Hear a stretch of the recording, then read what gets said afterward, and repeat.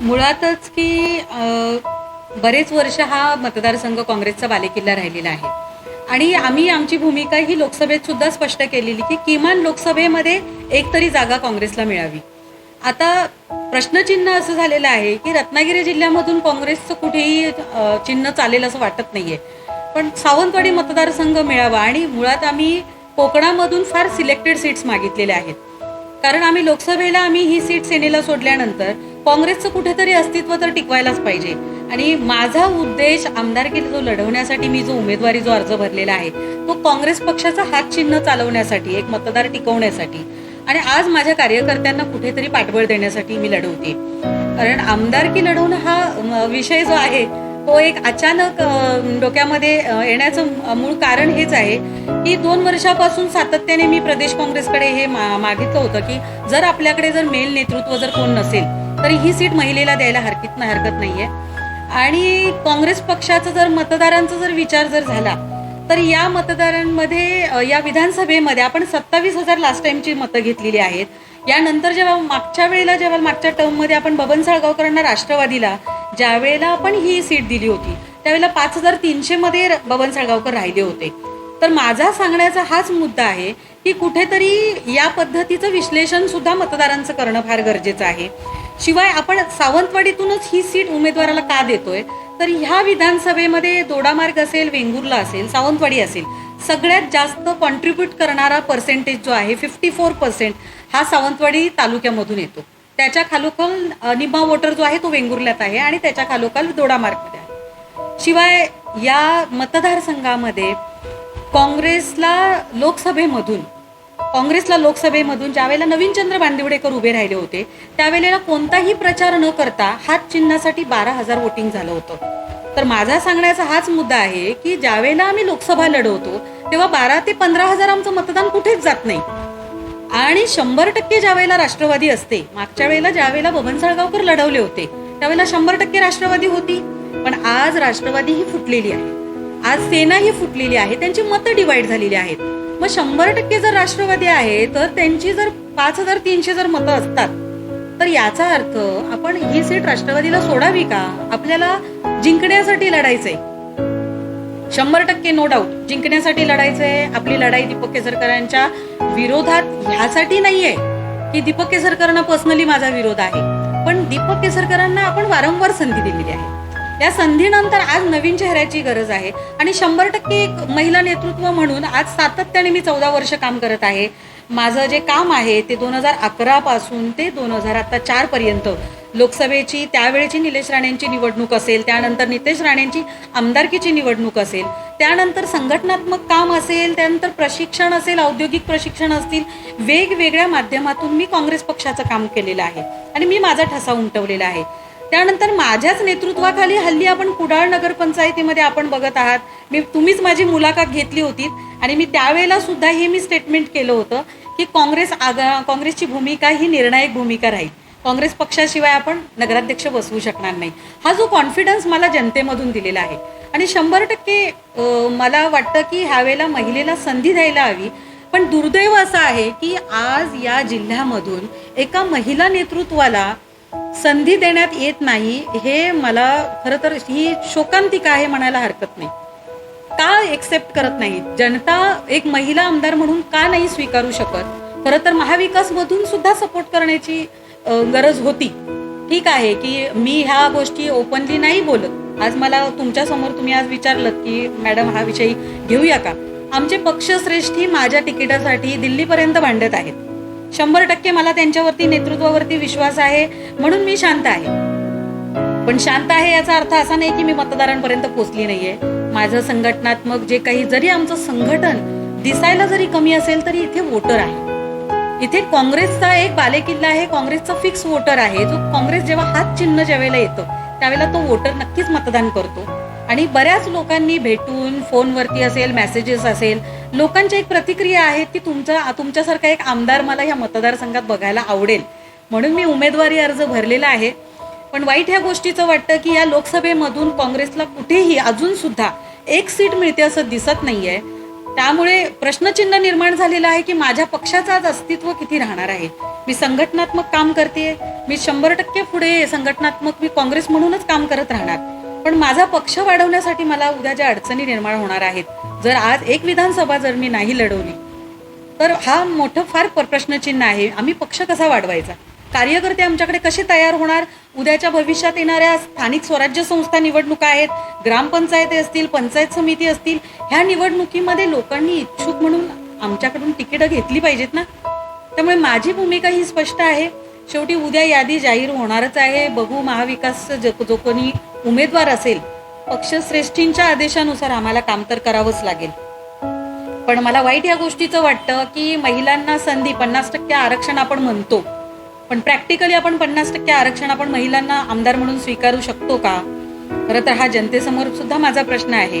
एका कार्यकर्तीला किंवा एका सातत्याने राजकारणामध्ये जो आपला वेळ देऊ शकतो, आज काम करत आहे, असं नेतृत्व जनतेला मान्य असेल का? हा सुद्धा माझा जनतेसमोर प्रश्न आहे. आणि नक्कीच मला लोक स्वीकारतील 100%, मला खात्री आहे. आणि मला लोकांच्या प्रतिक्रिया खूप चांगल्या आहेत. वेगवेगळ्या समाजामधून मला चांगलं समर्थन आहे. फक्त आता जो विषय आहे तो आता तिकीट कोणाला भेटतंय, त्यातून आता राजन तेलींची एंट्री उभाटामध्ये झालेली आहे. त्यामुळे राजन तेलींना सुद्धा जनता स्वीकारेल. स्थानिक जनता आहे, शेवटी मी स्थानिक आहे. तुम्ही राष्ट्रवादीच्या अध्यक्षांचं नाव घेतलं, पण अध्यक्ष राष्ट्रवादीच्या यापूर्वी पुण्यामध्ये काम करत होत्या, त्या पुण्यामध्ये मावळमध्ये निवडून आलेल्या आहेत. पण मी त्या मतदारसंघातली सून असल्यामुळे मला वाटतं की नक्कीच हा अधिकार मला मागण्याचा आहे, तिकीट मागण्याचा. 100% मी या मतदारसंघात आक्रमकरित्या आणि तसंच संवेदनशीलता ठेवून, कारण माझा जनतेशी जो संपर्क आहे तो प्रचंड ग्राउंड रूटला काम केलेला आहे मी. त्यामुळे माझ्या स्वभावात मी आजपर्यंत बदल केलेला नाही, पुढेही नसणार. मला संधी मिळाली तर मी 100% याचं सोनं करेन आणि एक चांगले आमदार म्हणून मी नक्कीच काम करेन. मुद्दामच मला महिलांच्या बाबतीत बोलावं लागेल की महाराष्ट्रात काँग्रेसमधून खूप चांगल्या महिलांनी आपली कारकीर्द गाजवलेली आहे.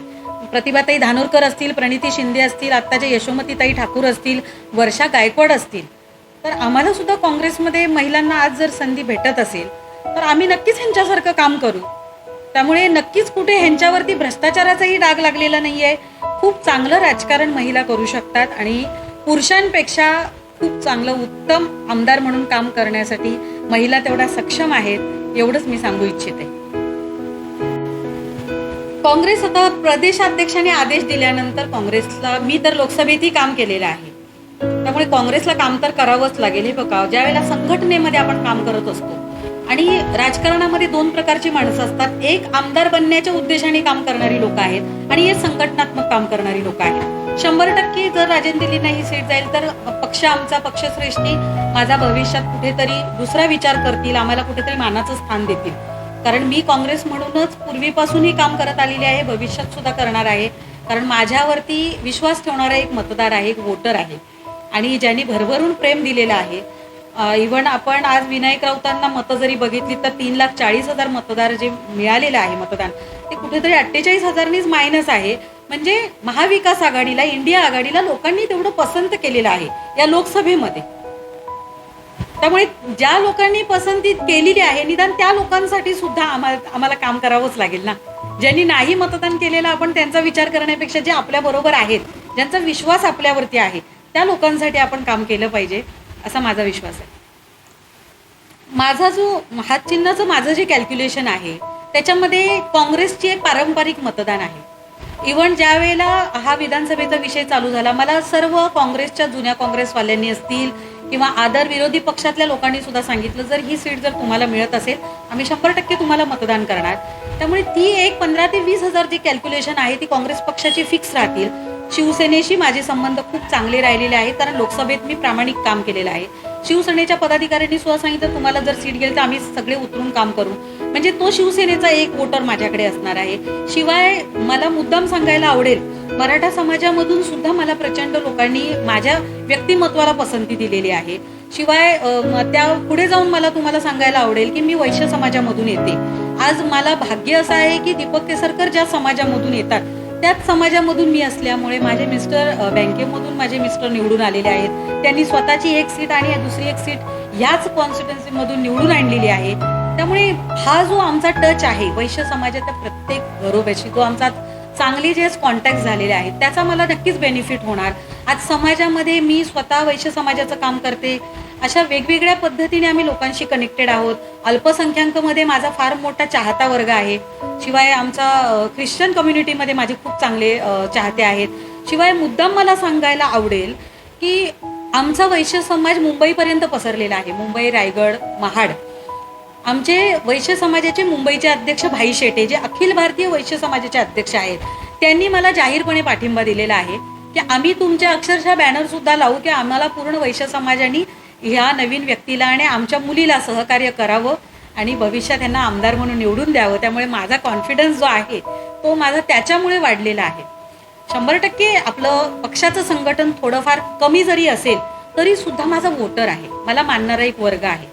जी मी सातत्याने मी पक्षाशी जे प्रामाणिक मी काम करत आलेली आहे, तो माझा एक फॅन फॉलोईंग आहे आणि मला वाटतं की त्या फॅन फॉलोईंगमुळे माझा तो कॉन्फिडन्स आहे. आणि 100% मी एक चांगला वोट्स तरी घेतला असता, त्यातून एक तरी नक्कीच बेनिफिट होईल की माझा पक्षाचं चिन्ह माझं आज प्रत्येक घरोघरी पोहोचेल. ह्या निमित्ताने मला राहुल गांधींची सभा सुद्धा घ्यायचा माझ्या डोक्यामध्ये विचार होता, पण आता बघू पक्षश्रेष्ठी काय ठरवतात, सीट कोणाला जाते. राजन तेलींना माझा विरोध नाही आहे, कारण शेवटी प्रत्येक पक्षाला त्यांचा मतदार असेल किंवा त्यांचा पक्ष वाढवण्याचा अधिकार आहे. त्यांना त्यांच्याकडे वाटत असेल की हा एक स्ट्रॉंग चेहरा होऊ शकतो आणि त्यांनी काहीतरी विचार करून निर्णय घेतलेले असतील. 100% आपल्याला पक्षाचं काम महाविकास म्हणून करावं लागेल, कारण आपली जी लढाई आहे ती स्थानिक आमदारांच्या विरोधातली लढाई आहे, जे सातत्याने आपल्याला आता कुठेतरी आपल्याला ती मोडायचे. तो जो कॉन्स्टंटली, कारण काय होतंय माहितीये की सातत्याने कुठलंही विकासात्मक कामच दिसत नाहीये. या मतदारसंघाचे सगळे प्रश्न आज तसेच आहेत. त्याच्यामध्ये सर्वात महत्वाचा जो मुद्दा आहे तो बेरोजगारीचा तर आहेच, पण आजची जी युवा पिढी आहे ती वेगवेगळ्या आणि एकदम अवैध मार्गाला गेलेली आहे. मग ड्रग्स असेल, स्मगलिंग असेल, वेगवेगळ्या प्रकारचे दारूधंदे असतील. आज युवा पिढी पूर्ण बर्बाद होतीये, पण याच्यावरती कुठेही त्यांचा वचक नाही राहिलेला. कारण काय होतं याचं, तुमचा होल्ड नाहीये. काही ठिकाणी जर आमदार म्हणून तुम्हाला जर आक्रमक जर भूमिका घ्यायची असेल तर ती घ्यावीच लागेल आणि 100% मी ती घेणार, कारण माझ्या स्वभावामध्ये तो आक्रमकपणा आहे. पण काय होत आहे की यांचा कुठेतरी ह्यांना पाठबळ आहे का सरकारी अधिकाऱ्यांवरती आणि पोलीस यंत्रणेवरती यांचा प्रभाव पडत नाहीये का, हा सुद्धा गंभीर प्रश्न आहे. त्यामुळे येणाऱ्या युवा पिढीसाठी फार महत्वाचं आहे की आजचा आमदार बदलणं आणि 100% एक सक्षम उमेदवार महाविकास मधला पुढे येणं, नवीन चेहरा येणं आणि सर्वात महत्वाचं स्थानिक चेहरा येणं. बाहेरून उमेदवाराला पेक्षा स्थानिक चेहरा येणं. 100% राजन तेली एक चांगला चेहरा आहे. मागच्या वेळेला मतं सुद्धा त्यांनी चांगली घेतलीत आणि त्यांना जर दोन्ही पक्षाचं सहकार्य झालं तर राजन तेलीची सीट यायला कोणीही अडवू शकत नाही, हे मात्र मी नक्की सांगू शकते. तितकंच समर्थन आणि तितकाच सपोर्टर माझाही असल्यामुळे काँग्रेस आणि सेना ह्या दोनच सीट्स खूप चांगल्या लढवू शकतात ह्या मतदारसंघामध्ये, असं एक माझं थोडंसं परीक्षण आणि माझा थोडासा अभ्यास आहे म्हटलं तरी हरकत नाही. धन्यवाद. लक्षात घ्या, मला सिंधुदुर्गच्या राजकारणामध्ये मी 2014 पासून मी सातत्याने हे सगळं राजकारण बघते, पण मला असं दिसतं की जनता सर्व ह्या सगळ्या लोकांना कंटाळलेली आहे. पण आज तितकंच सत्य आहे की दीपक केसरकरांना सोडून लोकांना वेगळा पर्याय हवाय, हे सुद्धा तितकंच सत्य आहे. 100% उपरकरांचा फायदा होईल, संदेश पारकर आपल्या परीने काम करतायत, पण लोकांना नवीन सुद्धा राजकारणात चेहरे हवेत ना, लोकांना नवीन नेतृत्व हवेत. मग ते काँग्रेस असेल, शिवसेना असेल, आज प्रत्येक नवीन व्यक्तीला सुद्धा संधी देण्याची गरज आहे. 50% आरक्षण म्हणता, पण तुम्ही किती महिलांना तिकीट देताय? एक सीट तुम्ही महिलांना द्यायला हरकत नव्हती. जर आपल्या लोकसभा सिंधुदुर्ग मतदारसंघामध्ये, रत्नागिरी सिंधुदुर्गमध्ये तुम्ही एकही महिलेला संधी देत नाही. बरं, आमचा राष्ट्रीय पक्ष आहे. मला कमाल वाटते कधी कधी की राष्ट्रीय पक्ष असून सुद्धा आज नाना पटोलेंना तिकिटासाठी भांडावं लागतंय. खरं तर वाईट वाटतं. आज माझ्या प्रदेशच्या अध्यक्ष आमच्या सीटसाठी 5 दिवस आज दिल्लीमध्ये ठाण मांडून बसलेले आहेत. अर्चना गायताई तर काय पवार साहेबांच्या मागे आहेत, त्यांचे मी व्हिडिओ सुद्धा बघत असते, पण मला स्वतःला तिथे जावंसं वाटत नाहीये, कारण माझी बाजू ठामपणे मांडणारे माझे मंत्री आहेत, माझे नेते आहेत, नाना पटोले आहेत माझ्या बाजूने, प्रदेशाध्यक्ष संध्याताई सवालाखी प्रदेशच्या अध्यक्ष, त्यांनी 7च महिलांची, जिल्ह्याच्या महिला अध्यक्ष ज्या आहेत महाराष्ट्रामधून, त्या 7 महिलांच्या नावामध्ये माझं नाव आहे. त्यांनी सातत्याने मागणी केलेली आहे की महिलांना ह्यावेळेला संधी द्या, जेणेकरून राजकारणामध्ये महिलांना संघटनात्मक ताकद मिळेल. त्यांचं आर्थिक पाठबळ त्यांना तुम्ही सपोर्ट करा, त्यांना सत्तेत येऊ द्या. महिलांचे प्रश्न उत्तमपणे राजकारणात महिला काम करू शकतात. पण बघूया आता ह्या पुरुषांच्या जगामध्ये महिलांना किती संधी मिळते. कारण शेवटी निवडून येणं, निवडून येण्याची क्षमता असणं हा प्रथम मुद्दा हा असल्यामुळे कुठेतरी कॉम्प्रोमाइजेस महिलांना करावं लागेल. पण त्या व्यतिरिक्त सुद्धा पदं असतात, तिथे तरी स्थान दिलं तर महिला सक्षम होतील, जेणेकरून महिला काम करू शकतील पुढे संघटनात्मक. नाही तर एका महिलेला राजकारणात काम करायला खूप समस्या आहेत. सर्वात जास्त मोठी समस्या आर्थिक पाठबळचं असतं. कुटुंब, फॅमिली, आपला व्यवसाय सगळं सांभाळून आम्ही वेळ देत असतो. त्यामुळे नक्कीच हा विचार इथल्या पुरुषांनी सुद्धा करणं गरजेचं आहे.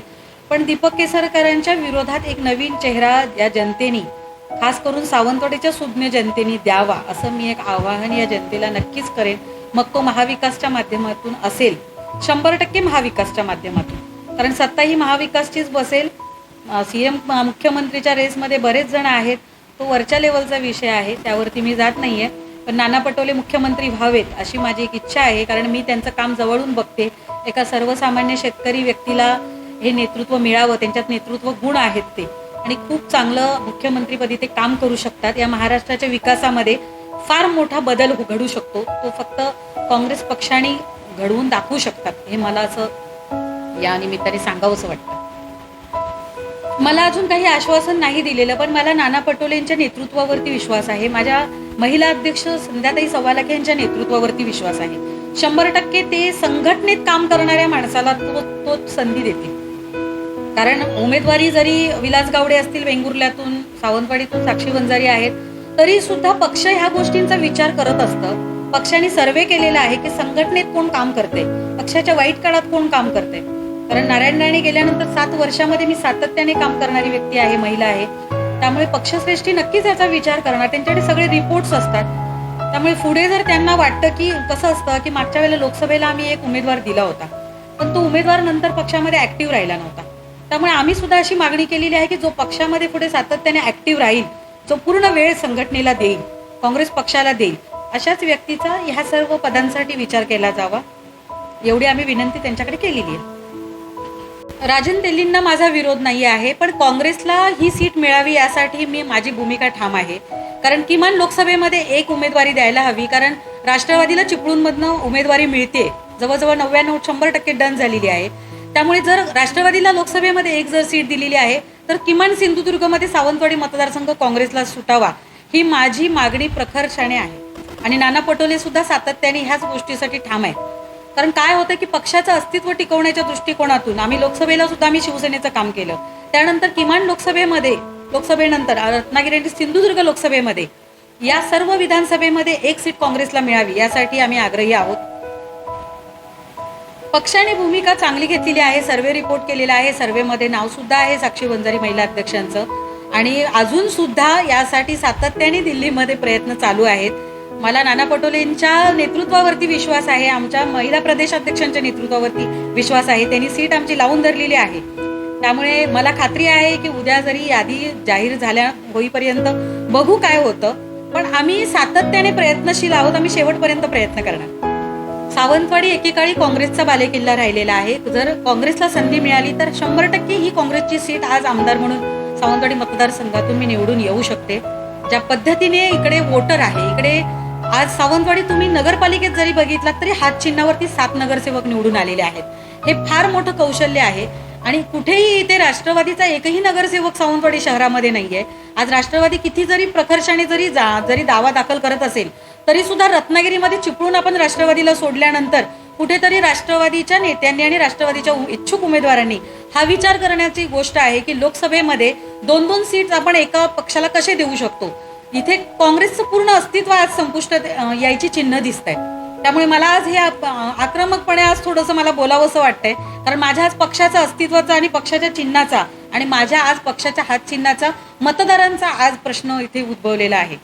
त्यामुळे नाही, राजन तेली बरेच दिवस ह्या चर्चा चालू आहेत. ते बऱ्याच पक्षाच्या विषय आम्ही ऐकत होतो की राजन तेली यायचे आहेत. त्यांचे काही जे काही इंटरनल बीजेपीमध्ये जे काही विषय चालू आहेत, त्यानंतर त्यांनी कुठेतरी पक्षामध्ये प्रवेश करायचं त्यांचं सुरू होतं. आमच्या थोडीशी बातमी कानावर होती, पण आम्हाला आमच्या पक्षश्रेष्ठींनी सांगितलं होतं की आम्ही सावंतवाडी एकच मतदारसंघ मागतोय, आणि तो स्ट्रॉंग मतदारसंघ मागतो. इथे आमचा पारंपरिक वोटर आहे.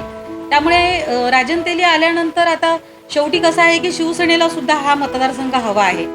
त्यामुळे वरिष्ठांचं जे काही आज बोलणं चालू आहे त्याच्यामध्ये आता ते त्यांची बाजू किती मांडू शकतात चांगल्यापणे हे आपण आता ह्याच्याबद्दल काहीच नाही बोलू शकत. बघूया. खात्री 100% मी प्रयत्न केलेले आहेत. आता शेवटी काय वरिष्ठांचे निर्णय असे आहेत की हरियाणासारखी परिस्थिती होऊ नये, महाराष्ट्रात सरकार आपलं बसावं, हा एकमेव उद्देश सर्व नेत्यांचा, शरद पवार साहेब असतील, उद्धव साहेब ठाकरे असतील, त्याच्यानंतर नाना पटोले असतील, राहुल गांधी असतील, ह्यांची जी भूमिका आहे ती सत्तेवर येणं आणि आपल्याला बीजेपीला या महायुतीला पण सत्तेपासून दूर ठेवणं आहे. त्यामुळे त्यांच्या भूमिकेच्या विरोधात मी जाऊ शकत नाही. मला पक्षाचा आदेश हा मानावाच लागतो. मी एक संघटनेची कार्यकर्ती आहे, संघटनेची पदाधिकारी आहे. त्यामुळे मला पक्षश्रेष्ठींचा आदेश म्हणून मला काम करावं लागेल. नक्कीच त्यांना उमेदवारी मिळाली तर मी 100% काम करणार आणि आम्ही हे सीट निवडून आणण्यासाठी आम्ही 100% नाही 101% आपण प्रयत्न करू. धन्यवाद.